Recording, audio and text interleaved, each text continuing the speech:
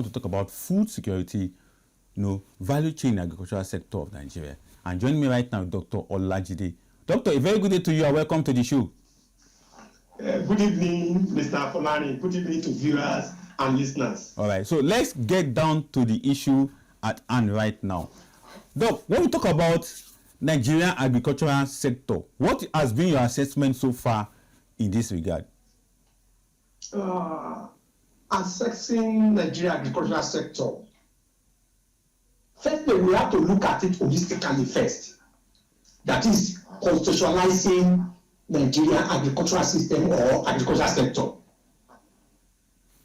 That is, what is the impact the agricultural sector has impacted Nigeria previously, presently, and in future.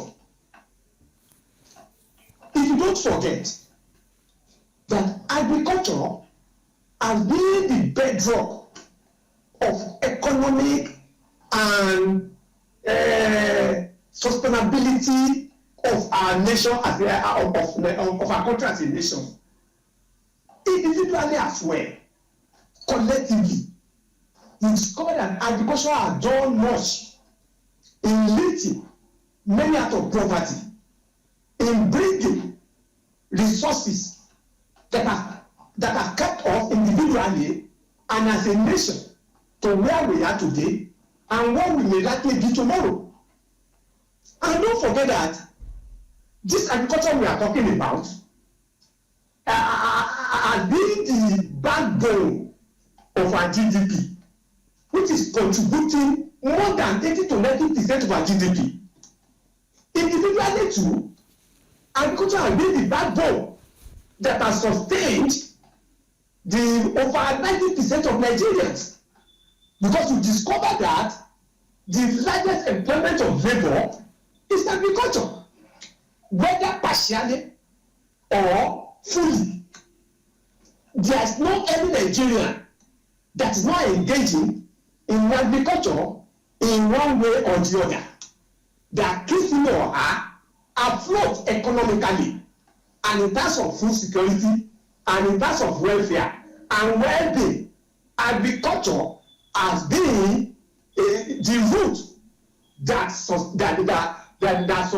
nutrients to us as a nation and to us as individually. Exactly. Having said that, all right, Doc, I wanted to cut you so that I can ask you the next question based on what you have said so far. Now, value chain in agriculture is our focus, particularly what we want to understand around value chain, because a lot of analysts, a lot of experts like you, a lot of practitioners in the agricultural sector have said one of the problems we are having is that we have not been able to integrate our value chain in agriculture together. But what's your take on value chain processing in Nigeria?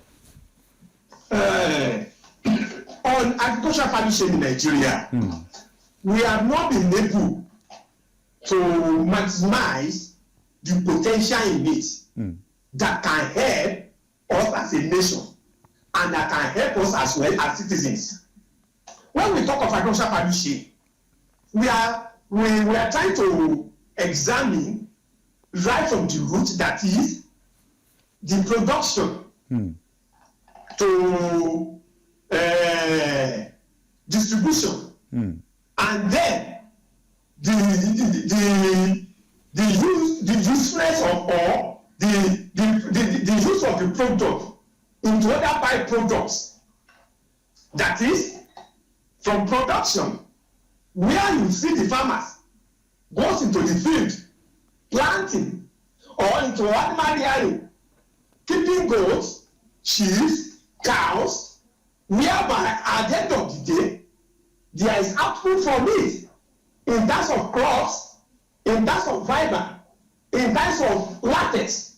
That is, to those who engage in agriculture, in farming. Whereas in that of animal farming, we discover from there we get our hides, we get our milk, we get our skins, we get the fur, which at the end of the day, all these byproducts or products from this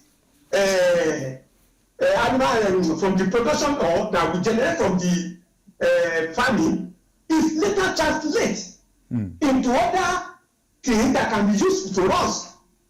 But as of today, we have not been able to tap into this agricultural value chain. We discovered that there is disconnection between the farmers and those that buy the product from the farmers. There is still another disconnection from the people that buy this product that supply to companies or industrial hubs, where it is later turned into other byproducts. There is factual disconnection, and this has been the bane of this country. You remember 50s, 60s, 70s, 80s, agriculture has been our sustainability. You discover that in the north, we talk about the granite pyramid. In the west, we talk about cocoa. And don't forget, the way it is being done in the west in those days, you discover that there is connection between the farmers and those that are buying the product, like government, private companies, which is lacking today. So when we talk of agricultural value chain, we have not been maximized it. We have not been tapped into it. We have not made use of it for the benefit of this country. Because we lack what we call organization. We lack what we call maximizing potentials. We lack what we call coordination. Unlike in 50s, 60s, 70s, there is coordination or there is connection between the farmers, the government, the private sector. I can cite an example. You discover that in Ijebu-Ode, we have what we call J4. In this J4, it's a forest area where trees are planted. And you discover that in Epe, there is what we call Epe plywood, whereby there is connection between Epe plywood and J4 in Ijebu-Ode, whereby there is direct moving of logs from J4 in Ijebu-Ode to Epe plywood in Ikorodu, I mean in Eperada. That is what we call value chain. Then from there, you discover that the Epe plywood are able to convert these logs into various things, chairs, furnitures, and other things that create jobs for citizens. But as of today, where is Epe plywood? Where is J4?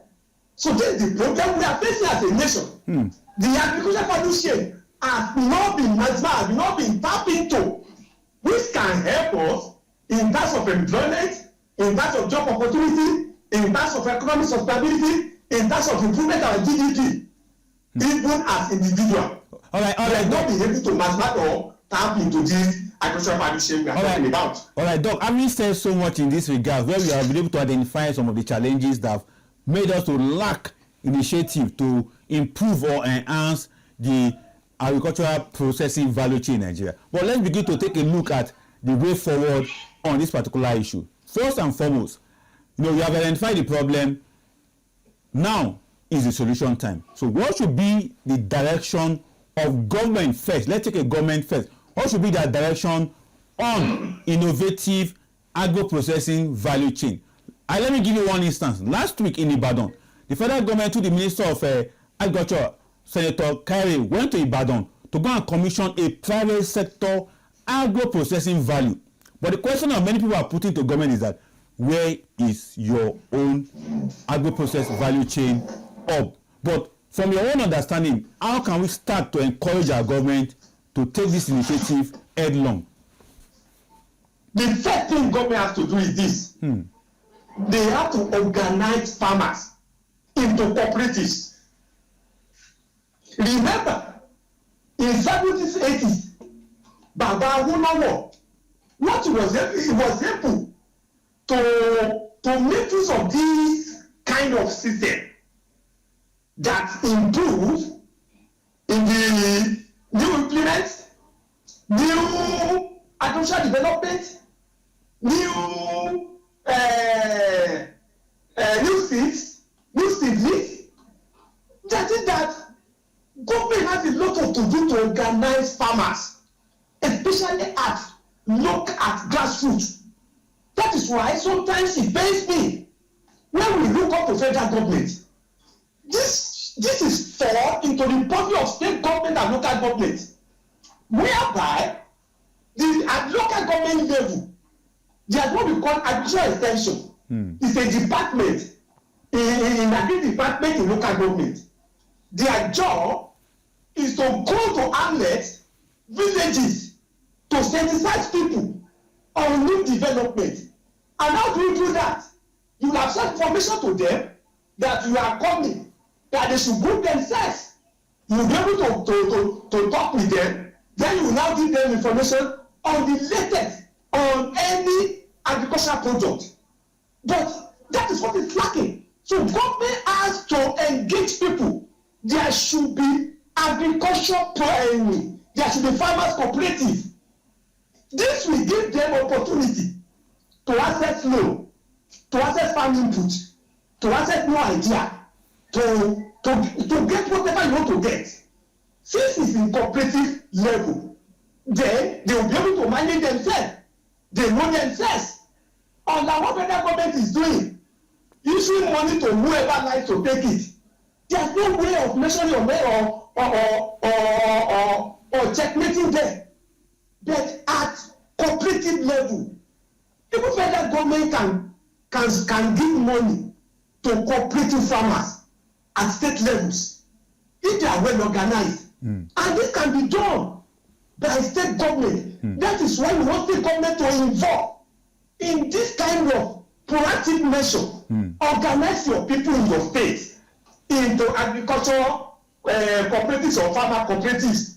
So that you be for them. There's the money you are pushing to it. You'll be able to trace it. You'll be able to monitor it. Exactly. Sometimes it's not money that is needed. Maybe it's just new idea to sensitize the farmer, or new development, or giving them seed activities, or giving them whatever needs as farm input to make their farm work well. Exactly. Now, Doc, having said and mentioned state government, just same last week in Ibadan, the governor of Oyo State, talking about Makinde, said in Oyo State, for instance, they will be able to identify 6 catchment area of agricultural hub, which shows that this what you are suggesting could work for them, talking about cooperative farmers. But the private sector is also involved, like the commissioning of those agro-processing innovation that was commissioned in Ibadan was a private-led investment. So the question I asked earlier was, what is the federal government doing, what is the state government doing, and what is the local government doing? But let's also take a look at the private sector. How can we encourage more private sector-led agro-processing value chain? The one that was commissioned in Ibadan is said to be one at a time, meaning that they have spent over 1 billion naira to put that processing plant and that processing hub in place. But how can we translate it across the country via the private sector, with government, or through PPPA arrangement? Very simple. You just announced it already. The government have to take this bold step. Okay, let me give you an instance. Like the one you gave now, whereby you see a private sector spending as much as over 1 billion naira to open agricultural hub. Now, what the government need to do? What they now need to do is this. That means that kind of private sector is reliable, can be trustworthy. That is where subsidy comes in. That the other Western world are doing. They give money to this kind of people, whether from the state or from local government, to this kind of reputable private sector that is ready to go into farming. Give them money so that it will improve their capacity in terms of the land area they will cultivate, in terms of new seedling, in terms of seeds, in terms of inputs that this company might need it. The money can be traced. The company cannot run away. But when you give money to an individual can run away. Look at what happened to the Buhari regime. This, what do they call it? Write something. Anchor Bonowa, Mr. Konani. Can that money be traced? They just share money to people. People that don't have address that you can trace the money flow to politics money. But this is what we are talking about. That government need to be serious. They have to look for this kind of people that is reputable in their job. Give them money. Then again, government, whether at the state, local and federal, there should be agricultural policies that will help this kind of private sectors. That not that they must have spent all their billions. Then at the end of the day, one government will come out with one kind of bogus law that will make them not to recover their money, not talk of gains. So government have to partner with this kind of people. Remember,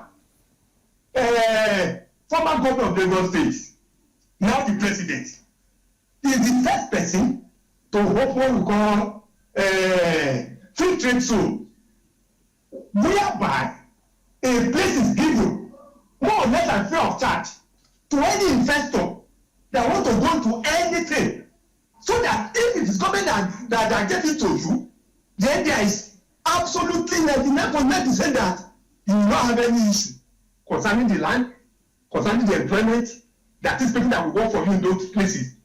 This is the way we expect government, especially the state. They need to have the confidence of the private sectors. Not that the governor, because you want to be part of it, you will be I'm twisting them through the back door.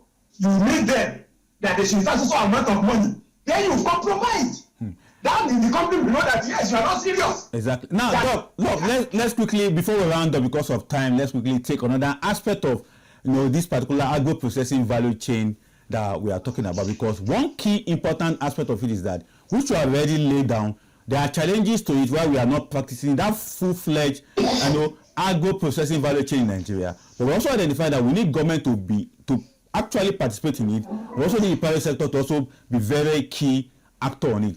But something is happening recently with our food security challenges. We are seeing flash flood and full flood all across Nigeria. You are an agricultural expert person. What is your advice to farmers at this point in time? And what will you tell the government to do as we are faced with flooding? Because last year we saw something that happened. Particularly, I was so concerned for sugarcane farmers in Gombe State, in Yobe State, that lost millions of naira as a result of flooding. But no other product also perished as a result of that. But what would be your advice to the government as we begin to witness flooding across Nigeria at this point in time? Take the first note. Government have to be proactive, no reactive. The NIMET, N-I-M-E-T, they have been giving warning since last year. That is why we need a very responsible man to be at the ends of affairs at the state level. There should be infrastructural improvements. When we talk of infrastructure, not only road, like those places you mentioned in Gombe, the government knows that this place is prone to flooding. What can they, at that place, what happened to government creating channel or canal for water to flow through instead of flowing to the farms? This is what we are saying.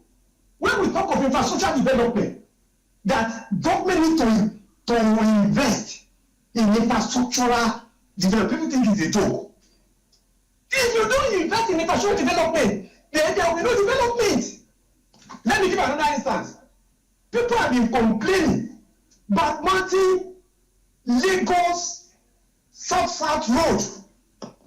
You can imagine the kind of impact that road will have in terms of agricultural output. Look at all those data deltas.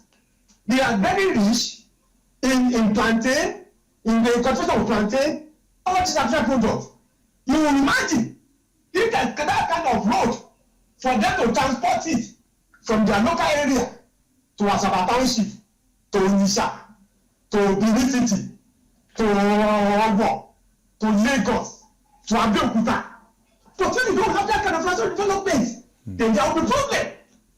Government need to be proactive, especially in those flood-prone areas. Exactly. Now, Doc, Government should do canal. Exactly. Doc, and channels. all right, Doc. There is need for them to do dam in those areas so that water can be channeled to dams. Exactly. Now, Doc, instead of going into the farms. Exactly, Doc. I have to hold you there because of time, and I want to say that some of your submissions are quite instructive, and I know many of the authority people watching or listening will definitely pick one or two from what you have suggested to them, talking about agro-processing innovative value chain in Nigeria. And again, your advice on the flooding for farmers is quite very apt at this point in time. But thank you so much for coming on the show, Dr. Olajide Samson. Thank you so much. Thank you so much. You are welcome. All right.